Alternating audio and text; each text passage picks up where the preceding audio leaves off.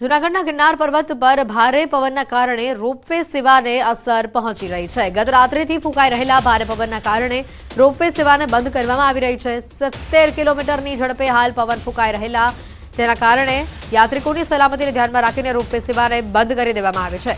પવનની ગતિ ધીમી પડતા રોપવે સેવાને ફરી શરૂ કરવામાં આવશે।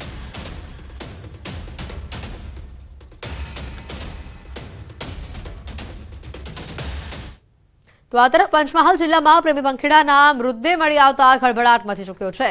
શહેરા તાલુકાના લીંબોદરા ગામે ગુમ થયેલા પ્રેમી પંખીડાના મૃતદેહ જંગલમાંથી મળી આવ્યા। પોલીસે સ્થળ પર પહોંચી તપાસ હાથ ધરતા જાણવા મળ્યું કે મૃતક યુવકે સોશિયલ મીડિયામાં પોતાની પ્રેમિકાની આત્માને શાંતિ મળે તેવી પોસ્ટ મૂકી હતી અને ત્યારબાદ આ જ પ્રેમીએ ધારદાર ચપ્પા વડે પ્રેમિકાનું ગળું કાપી ઘાતકી હત્યા કરી પોતે પણ ગળે ફાંસો ખાઈ જીવન ટૂંકાવી લીધું। પ્રેમમાં ભરાયેલા આ પગલાથી પરિવારમાં શોકનો માહોલ છે। જોકે પ્રેમ એ પ્રેમિકાની હત્યા કરી કેમ અને આ પગલું શા માટે ભરવામાં આવ્યું તેને લઈને પોલીસ હાલ તપાસ કરી રહી છે।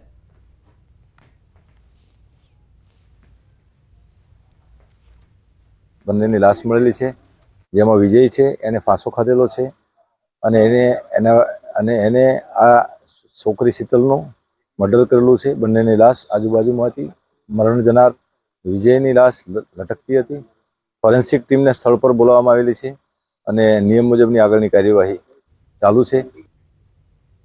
બનાસકાંઠાના ધાનેરાની નાની ડુગડોલ પ્રાથમિક શાળાનો મામલો સામે આવ્યો છે। મધ્યાહન ભોજન બાદ કેટલાક બાળકોની જીભ કાળી પડી ગઈ હોવાની ઘટના સામે આવી છે। બપોરના સમયે ભોજન આરોગ્યા બાદ બાળકોમાં આ અસર જોવા મળી હતી। અંદાજે 50 જેટલા બાળકોએ ખીચડી ખાધા બાદ તેઓની જીભ કાળી પડી ગઈ હોવાનું જાણવા મળ્યું હતું।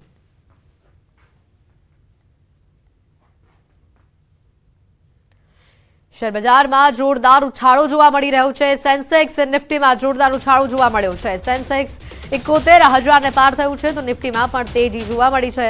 સેન્સેક્સમાં 550 પોઈન્ટનો ઉછાળો જોવા મળ્યો છે તો નિફ્ટીમાં 167 પોઈન્ટનો ઉછાળો સામે આવ્યો છે। શેરબજારમાં જોરદાર ઉછાળો જોવા મળી રહ્યો છે। રોકાણકારોમાં તેને લઈને ઘણો ઉત્સાહ પણ જોવા મળી રહ્યો છે। નિફ્ટીમાં 167 પોઈન્ટનો ઉછાળો સામે આવેલો જોવા મળી રહ્યો છે। શેરબજારમાં જોરદાર ઉછાળાથી રોકાણકારોમાં ખુશીનો માહોલ જોવા મળી રહ્યો છે।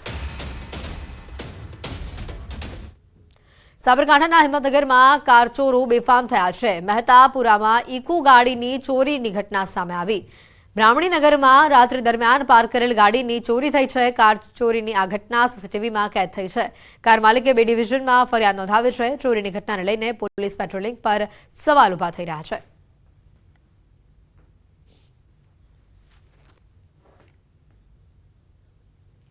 આ તરફ રાજકોટના ગાંધીગ્રામ વિસ્તારમાં યુવકની ઘાતકી હત્યા કરવામાં આવી છે। મૃતકના પરિવારે વ્યાજખોરો પર આક્ષેપ કરતા કહ્યું છે કે વ્યાજની ઉઘરાણી મામલે આરોપીઓની મૃતકના પિતા સાથે માથાકૂટ થઈ હતી, જેમાં પિતાને બચાવવા યુવક વચ્ચે પડ્યો હતો। 3 શખ્સો યુવક ઉપર તીક્ષ્ણ હથિયારના ઘા ઝીકી ફરાર થયા હતા।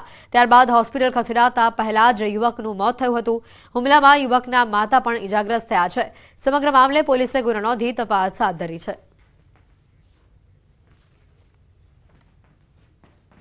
મારા પપ્પા પૈસા દેવા ગયા હતા, પૈસા દીધા તોય છતાં એમ કહેતા હતા કે વ્યાજ આપો વ્યાજ આપો। મારા પપ્પાએ કીધું વ્યાજ છે હવે તમારી મૂડી તો અમે તમને પાછી આપી દીધી।